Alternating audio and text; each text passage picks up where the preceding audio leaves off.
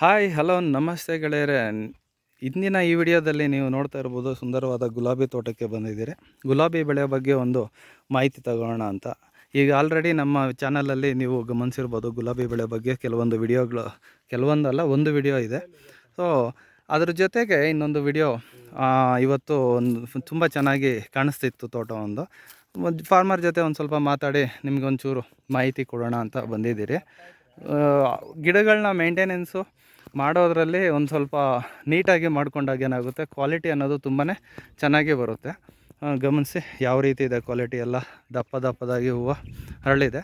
So prices ಬಂದು ಕೆಲವೊಮ್ಮೆ ರೈಸಿಂಗಲ್ಲಿರ್ತದೆ, ಒಂದು 10-15 ದಿನ ರೈಸಿಂಗಲ್ಲಿರುತ್ತೆ, ಒಂದು 10-15 ದಿನ ಡೌನಲ್ಲಿರುತ್ತೆ.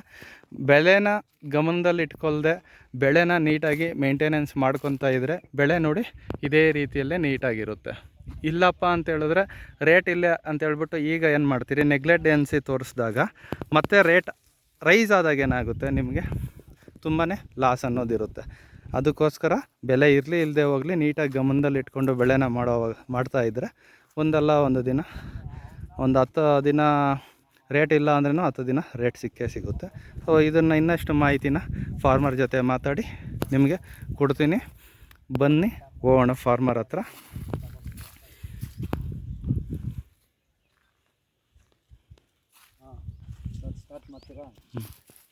ಅಣ್ಣ ನಮಸ್ಕಾರ. ಅಣ್ಣ ನಮಸ್ಕಾರ ಸರ್.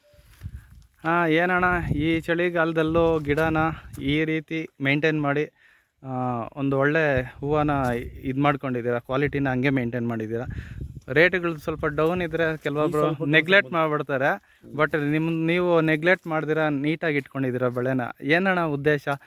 ಕೆಲವೊಬ್ಬರು ರೇಟ್ ಕಡಿಮೆ ಆಗಿದ ತಕ್ಷಣ ಔಷಧಿ ಹೊಡೆಯೋದು ನಿಲ್ಲಿಸ್ಬಿಡ್ತಾರೆ, ಗೊಬ್ಬರ ಕೊಡೋದು ನಿಲ್ಲಿಸ್ಬಿಡ್ತಾನೆ, ಈ ರೀತಿ ಎಲ್ಲ ತೊಂದರೆಗಳು ಮಾಡ್ಕೊತಾರೆ.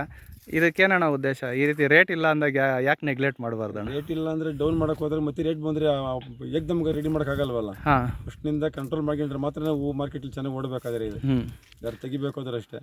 ಅದಕ್ಕೆ ಒಳ್ಳೆ ಕ್ವಾಲಿಟಿ ಔಷಧಿ, ಒಳ್ಳೆ ಕ್ವಾಲಿಟಿ ಗೊಬ್ಬರ ಕೊಟ್ಟರೆ ಅದು ಕ್ವಾಲಿಟಿ ಚೆನ್ನಾಗಿ ಬರುತ್ತೆ ಸರ್. ಅದು ಮತ್ತು ನಿಮ್ಮ ಹೆಸರು ಮತ್ತು ನಿಮ್ಮ ಊರು ಹೇಳೋದಾದ್ರೆ ಅಣ್ಣ? ಸರ್ ಪ್ರಭಾಕರ್ ಅಂತೇಳಿ. ಪ್ರಭಾಕರ್ ಅಂತೇಳಿ, ನಾಗಪುರ, ಲಕ್ಕೂರು ಹೋಬಳಿ, ಮಾಲೂರು ತಾಲೂಕು. ಹೌದಣ್ಣ, ಸರ್. ಓಕೆ ಅಣ್ಣ. ಈಗ ಇದು ಎಷ್ಟು ವರ್ಷಗಳಿಂದ ಈ ಗಿಡನ ಮೇಂಟೈನ್ ಮಾಡಿದ್ದೀರಾ? 10 ವರ್ಷದಿಂದ ರೋಜ್ ಇದೆ ಸರ್. ಇದೇ ಗಿಡ ಇದೆಯಾ ಅಥವಾ ಮೊದಲು ಮೂರನೇ ಕಟಿಂಗ್ ಇದು? ಮೂರನೇ ಕಟಿಂಗು. 10 ವರ್ಷದಿಂದ ರೋಜ್ ಐತೆ. ಮೊದಲು ಸ್ಟಾರ್ ಅಂತಿತ್ತು, ಅದು ತೆಗೆದ್ಬಿಟ್ಟು ಮಿರಾಬಲ್ ಹಾಕೊಂಡಿದ್ದೀವಿ. ಅಣ್ಣ ಈ ಮಿರಾಬಲ್ ವೆರೈಟಿನ ಹಾಕಿ ಎಷ್ಟು ವರ್ಷಗಳಾಗಿದೆ ಅಣ್ಣ? ಇದು ಹಾಕಿ 5-6 ವರ್ಷ, 6ನೇ ವರ್ಷ ಸರ್. 6ನೇ ವರ್ಷ. ಕೆಲವೊಬ್ರು ಹಾಕ್ಬಿಟ್ಟು 1-2 ವರ್ಷ ನೋಡ್ತಾರೆ, ಏನೋ ವರ್ಕೌಟ್ ಆಗಿಲ್ಲ, ಮೇಂಟೈನ್ ಮಾಡೋಕ್ಕಾಗಿಲ್ಲ ಅಂದ್ರೆ ಕಿತ್ತು ಬಿಸಾಕ್ಬಿಡ್ತಾರೆ. ನೀವು ನೋಡಿದ್ರೆ 6 ವರ್ಷದಿಂದ ಇಟ್ಕೊಂಡಿದ್ದೀರಾ. 6 ವರ್ಷ ಹಾಕಿ ಮಿರಾಬಲ್ ಹಾಕಿ. ಎಷ್ಟು ಕಟಿಂಗ್ ಹಾಕಿದ್ದೀರಾ ಸರ್? ಒಂದೇ ಕಟಿಂಗ್ ಹಾಕಿದ್ದು. 6 ವರ್ಷದಿಂದ ಒಂದೇ ಕಟಿಂಗ್ ಇದೆ. ಈ ಸಾರಿ ಬಂದು 2ನೇ ಕಟಿಂಗ್ ಅಷ್ಟೇ. ಈ ಸರಿ 2ನೇ ಕಟಿಂಗ್. ಫಸ್ಟಲ್ಲಿ ಈಗ ಸಸಿ ನಾಟಿ ಮಾಡಿದ್ಮೇಲೆ ಎಷ್ಟು ವರ್ಷಕ್ಕೆ ಕಟಿಂಗ್ ಹಾಕ್ತೀರಾ? 2 ವರ್ಷಕ್ಕೆ ಸರ್ ಕಟಿಂಗ್. 2 ವರ್ಷಕ್ಕೆ. 2 ವರ್ಷ ತೊಂದರೆ ಇಲ್ಲ. ಹಾಂ ಸರ್, ಈಗ ಫಸ್ಟ್ ಕಟಿಂಗ್ ಹಾಕಬೇಕಾದ್ರೆ ಸುಮಾರು ಜನ 1 ವರ್ಷ 1.5 ವರ್ಷಕ್ಕೇ ಫಸ್ಟ್ ಕಟಿಂಗ್ ಹಾಕ್ತಾರೆ. ನೀವು 2 ವರ್ಷದ 2.5 ವರ್ಷ ಮೇಲೆ ಹಾಕಿದ್ದೀರಾ, ಕಾರಣ ಏನು ಸರ್? ಅಂತರ ಅವರು 6 ಅಡಿ ಕಡೆಗೆ ಹಾಕಿರ್ತಾರೆ, ನಮ್ಮದು 10 ಅಡಿ 9 ಅಡಿ ಕಡೆಗೆ ಐತೆ. ಈ ಗಿಡ ಸ್ವಲ್ಪ ಅಳತೈತೆ, ಚೆನ್ನಾಗಿ ಒಳ್ಳೆ ಕ್ವಾಲಿಟಿ ಬರ್ತೈತೆ. ಅವರು ಗಿಡಕ್ಕೆ 2 ಅಡಿಗೆ ನಾರು ಉಳ್ತಾರೆ, ನಾವು 3 ಅಡಿಗೆ ನಾರು ಉಣಿದೀರಿ. ಅವಾಗ ಇಸ್ಲಾಮಿಕ್ ಇರ್ತೈತಾರೆ ಗಿಡ, ಬೆಳಕಲ್ಲಿ ಚೆನ್ನಾಗಿ ಬೀಳ್ತದೆ. ಅದಕ್ಕೆ ಸಸಿಯಿಂದ ಸಸಿಗೆ ಅಂತರ ಮತ್ತೆ ಸಾಲಿಂದ ಸಾಲಿಗೆ ಎಷ್ಟು ಅಂತರ ಕೊಡ್ತೀರೋ ಅಷ್ಟು ದೂರ, ಅಷ್ಟು ಲಾಂಗ್ ಬರ್ತದೆ ಕ್ರಾಪ್ ಬರ್ತೈತೆ. ಒಬ್ರು ಹತ್ರ ಬಿಡ್ತಾರಲ್ಲ 5 ಅಡಿ 4 ಅಡಿ 5 ಅಡಿ 6 ಅಡಿಗೆಲ್ಲ ಹಾಕ್ಬಿಡ್ತಾರೆ, ಬೇಗ ಕಟಿಂಗ್ ಬರ್ತದೆ ಅವಾಗ. ಅದಕ್ಕೆ ಕೆಲವೊಬ್ರು ಬಂದು ಈಗ ಕ್ವಾಲಿಟಿ ನೋಡೋದಾದ್ರೆ ಗಾಳಿ ವಾತಾವರಣದಲ್ಲಿದ್ರೆ ಹೂವು ಅಗಲಾನು ಬರ್ತದೆ ಅಂತ. ನಿಜನಾ ಅಣ್ಣ? ಸರ್, ಅದು ಜಾಸ್ತಿ ಇಕ್ಕಟ್ಟಲ್ಲಿದ್ದಾಗಲೂ ಅಷ್ಟೊಂದು ಕ್ಲೀನ್ ಆಗಿ ಬರೋದಿಲ್ಲ ಅಂತಾರೆ. ಇಸ್ಲಾಮಿಕ್ ಇರಬೇಕು. 9-10 ಅಡಿ ಇದೆ ನಮ್ಮದು, ಸಾಲಿಗಿಂದ ಸಾಲಿಗೆ 10 ಅಡಿ ಐತೆ. ಕಟ್ಟಿಂಗ್ ಆಗೋದ್ರೆ ಟ್ರ್ಯಾಕ್ಟರ್ ಎಲ್ಲ ಉಳಿಬಿತ್ತೀರಿ, ಟ್ರ್ಯಾಕ್ಟರ್ ಹೋಗ್ತದೆ. ಈಗ ಒಟ್ಟಾರೆ ಒಂದು ವಿಸ್ತೀರ್ಣ ಹೇಳೋದಾದ್ರೆ ಎಷ್ಟು ವಿಸ್ತೀರ್ಣದಲ್ಲಿ ರೋಸ್ ಬೆಳೆದಿದ್ದೀರಿ? 2 ಎಕರೆದಲ್ಲಿ. ಈಗ ಪ್ರತಿದಿನನೂ ನೀವು ಹೂವು ತೆಗಿತಾನೆ ಇರ್ತೀರಲ್ವ? ಮಿಸ್ ಮಾಡೋದಿಲ್ಲ. ಒಂದಿನ ಆ ಕಡೆ ತೆಗೆದ್ರೆ ಒಂದಿನ ಈ ಕಡೆ. ಅಣ್ಣ ಈಗ ಈ ಒಂದು ಗಿಡಕ್ಕೆ ಇವಾಗ ಹೇಳಿದ್ರೆ 5 ವರ್ಷ 6 ವರ್ಷ ಆಗಿದೆ ಅಂತ. ಫಸ್ಟು ಸಸಿ ತಗೊಂಬಂದಾಗ ಏನು ಬೆಲೆ ಬಿತ್ತಣ್ಣ ಇದಕ್ಕೆ? 15 ರೂಪಾಯಿ ಸರ್ ನಾರಿದು. 15 ರೂಪಾಯಿ ಒಂದು ಗಿಡ ಅಲ್ಲಿ ತಮಿಳ್ನಾಡಲ್ಲಿ ತಗೊಂಬಂದಿದ್ದು, ಅಗಲಕೋಟೆ ಹತ್ರ. ಅಗಲಕೋಟೆ. ಒಂದು ನಾರು 15 ರೂಪಾಯಿ ಸರ್ ಇದು. 15 ರೂಪಾಯಿ ಬೆಲೆ ಕೊಟ್ಟು ತಗೊಂಬಂದಿರ. 1 ಎಕರೆ ವಿಸ್ತೀರ್ಣಕ್ಕೆ ಎಷ್ಟು ಸಸಿ ಕೊಡಿಸ್ತೀರಾ ಸರ್? 2,000 ನಾರು ಬೇಕು ಸರ್. 2,000 ಸಸಿ ಬೇಕು ಒಂದು ಎಕರೆಗೆ. 2,500. 2,000 ಬೇಕು. ಹಾಂ. ಮತ್ತು ಸಸಿ ಕುಳ್ಸೋಕ್ಕೆ ಮೊದಲು ಯಾವ ರೀತಿ ನೆಲನ ಪ್ರಿಪೇರ್ ಮಾಡ್ತೀರಾ ಸರ್? ಅಂದರೆ ಇವಾಗ ಕೆಲವೊಬ್ರು ಏನಂತಾರೆ, ಬಾಣಿ ಹೊಡೆದು ಗೊಬ್ಬರ ತುಂಬಿ ಒಂದು ಸ್ವಲ್ಪ ದಿನ ಬಿಟ್ಟು ನಂತರ ನಾಟಿ ಮಾಡಬೇಕು ಅಂತಾರೆ. ನೀವು ಯಾವ ರೀತಿ ಮಾಡಿದ್ದೀರಾ ಸರ್? ನಾವು ಫಸ್ಟ್ ಉಣ್ದಾಗ 20 ಟ್ಯಾಕ್ಟ್ರಿ ನಾಟಿ ಗೊಬ್ಬರ ಹೊಡೆದಿದ್ರಿ. 20 ಟ್ಯಾಕ್ಟ್ರಿ 20 ಟ್ಯಾಕ್ಟ್ರಿ ನಾಟಿ ಗೊಬ್ಬರ ಹೊಡೆದು 2 ಲಾರಿ ಲೋಡ್ ಕೋಳಿ ಗೊಬ್ಬರ ಮಿಕ್ಸ್ ಮಾಡಿ ಇಲ್ಲಿ ಆಮೇಲೆ ಭೂಮಿಗೆಲ್ಲ ಹಾಕ್ಬಿಟ್ಟಿದ್ದೀರಿ ನಾವು. ಭೂಮಿಗೆಲ್ಲ ಹಾಕಿ 5 ನೇಗಿಲು ಹಾಕಿ ರೋಟ್ರ್ ಹಾಕಿ ಆಮೇಲೆ ನಾರು ಹೊಡಿದ್ವಿ. ನಾವೇನು ಬಾಣಿಗೆ ಹಾಕ್ತೀವಿ. ನೀವು ಸಪ್ರೇಟಾಗಿ ಸೆಂಟ್ರಲ್ಲಿ ಬಾಣಿಗಂತೂ ಹಾಕಿಲ್ಲ, ನೀವು ನೆಲದ ಫಲವತ್ತತೆ ಪೂರ್ತಿ ಇರಲಿ ಅಂತ ಹೇಳ್ಬಿಟ್ಟು ಆಮೇಲೆ ಪಟ ಕಟ್ಟಿದ್ರಲ್ಲ ಆ ಮಣ್ಣಲ್ಲಿ ಬೇರ್ತಾನೆ ಹೋಗ್ತದೆ, ಮತ್ತೆ ಅದಕ್ಕೆ ಬಂದಿದೆ. ಹೋಗ್ತದೆ ಹಂಗೆ ಅದು. ಬೇರೆಲ್ಲ ಇರ್ತೈತಲ್ಲ ಭೂಮಿಗೆಲ್ಲ ಬೇರು. ಸರ್ ಇದು ಮೇಯ್ನ್ ಮುಖ್ಯವಾಗಿ ಕಾಡೋ ಸಮಸ್ಯೆ ನಮಗೆ ಗೊತ್ತಿರೋ ಪ್ರಕಾರ ಟ್ರಿಪ್ಸ್ನ ಸರ್ ಇಂಥ ಬಿಸಿ ಕಾಲದಲ್ಲಿ ಈಗ ಆಲ್ಮೋಸ್ಟ್ ಬೇಸಿಗೆ ಪ್ರಾರಂಭ ಆಗಿದೆ. ಈ ಟ್ರಿಪ್ಸ್ನ ಕಂಟ್ರೋಲ್ ಮಾಡ್ಕೊಳ್ಳೋದಕ್ಕೆ ಎಷ್ಟು ದಿನಕ್ಕೊಮ್ಮೆ ಔಷಧಿ ಸ್ಪ್ರೇ ಮಾಡ್ತೀರಾ? ಯಾವುದಾದ್ರೂ ಮೇಯ್ನು ಮುಖ್ಯವಾಗಿ 1-2 ಔಷಧಿ ಹೇಳ್ಬೋದು ಸರ್? ಸರ್ ಔಷಧಿ ವಾರಕ್ಕೊಂದ್ಸರಿ ಹೊಡೆಯಬೇಕು, 5 ದಿವಸಕ್ಕೆ ವಾರಕ್ಕೊಂದ್ಸರಿ ಟ್ರಿಪ್ಸ್ ಹೊಡೆಯಬೇಕು. ಬಂದೈತೆ ಸರ್, ಈ ಪ್ರೀತ ಇದು ಬಂದೈತೆ, ಸಿಮೋಡಿಸ್ ಅದು ಬಂದೈತೆ. ಕಾಲಕ್ಕೆ ಚೇಂಜ್ ಹೊಡಿತಾ ಇರ್ಬೇಕು, ಒಂದೇ ಔಷಧಿ ಹೊಡಂಗಿಲ್ಲ. ಒಂದೇ ಔಷಧಿ ಹೊಡೆದ್ರೆ ಹತೋಟಿಗೆ ಬರೋದಿಲ್ಲ. ಫ್ಲವರ್ ಬೂಸ್ಟ್ ಒಂದು ಬಂದೈತೆ, ಅವೆಲ್ಲ ಹೊಡಿತಾ ಇರ್ಬೇಕು. ಮೋನ್ ಒಂದು ಬಂದೈತೆ, ಕ್ವಾಲಿಟಿ ಚೆನ್ನಾಗಿದೆ. ಸೂಪರ್ ಬುಲೆಟ್ ಬಂದೈತೆ, ಸೂಪರ್ ಬುಲೆಟ್ ಹೊಡಿಬೇಕು, ಹಿಂಗೆ ಹೊಡಿತಾ ಇರ್ತೀವಿ ಸರ್. ಇದರಲ್ಲಿ ಕೆಮಿಕಲ್ ಆಮೇಲೆ ಆರ್ಗ್ಯಾನಿಕ್ ಪೆಸ್ಟಿಸೈಡ್ಸ್ ಅಂತ ಏನೋ ಸ್ಪ್ರೇ ಮಾಡ್ತಾರೆ. ಅದು ಮಾಡ್ತಾರೆ. ಆರ್ಗ್ಯಾನಿಕ್ ಅಂದ್ರೆ ಈ ಬಯೋ ಅಂತ ಬಯ್ಯೋ ಅವೇನಾದ್ರು ಸ್ಪ್ರೇ ಮಾಡ್ತಾರೆ? ಅವೆಲ್ಲ ಕಡಿಮೆ, ಅದು ಕೂಡ ಮಿಕ್ಸ್ ಮಾಡಿ ಕೊಡ್ತಾರೆ ಅಷ್ಟೇ. ಅದೊಂದು ಅದು ಕೂಡ ಕೊಡ್ತಾರೆ. ಒಟ್ಟಿನಲ್ಲಿ ಒಂದೇ ತರ ಸ್ಪೀಡ್ ಅಂತ ಬರ್ತದೆ.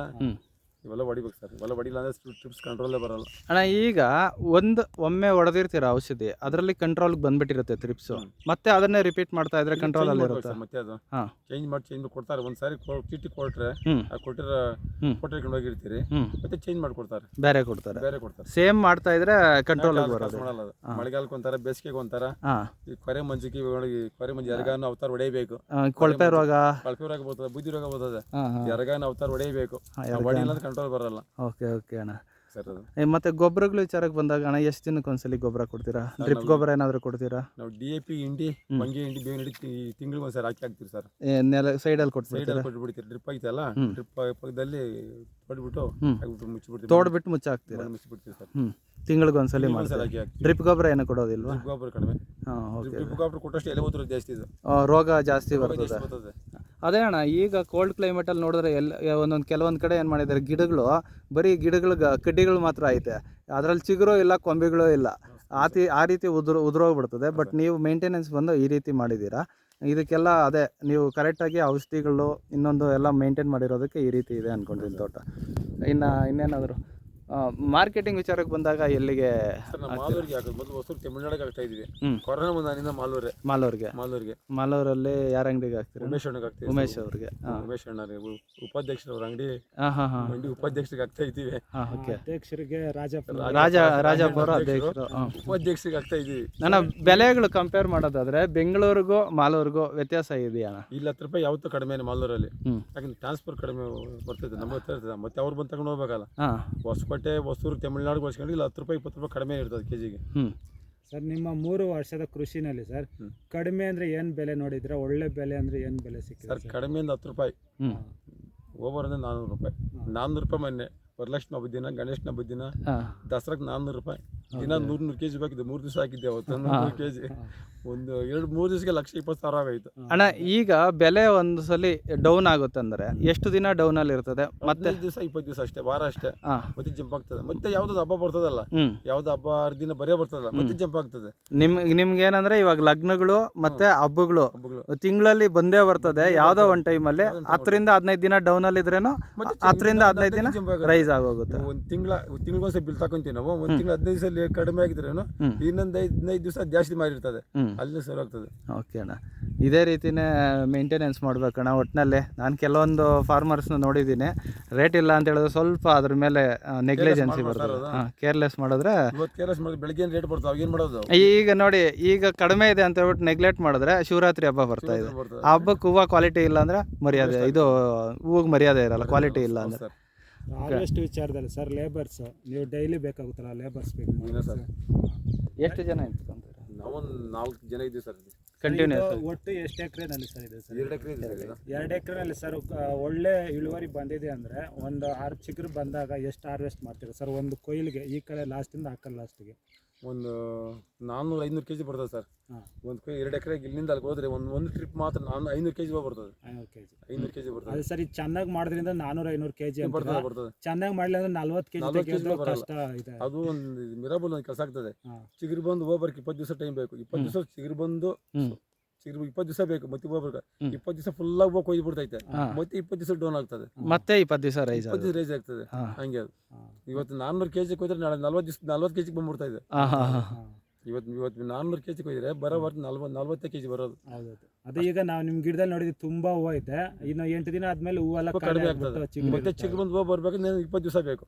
ಅಣ್ಣ ಹಬ್ಬಕ್ಕೆ ಹೂವು ಸಿಗುತ್ತಲ್ಲ ನಿಮ್ಮದು? ಸಿಗ್ತದೆ ಸರ್. ಖಂಡಿತ ಹಬ್ಬಕ್ಕೆ ಒಳ್ಳೆ 26ನೇ ತಾರೀಕು ಹಬ್ಬ. ಒಳ್ಳೆ ರೇಟ್ ಸಿಕ್ಕಲಿ ಅಣ್ಣ.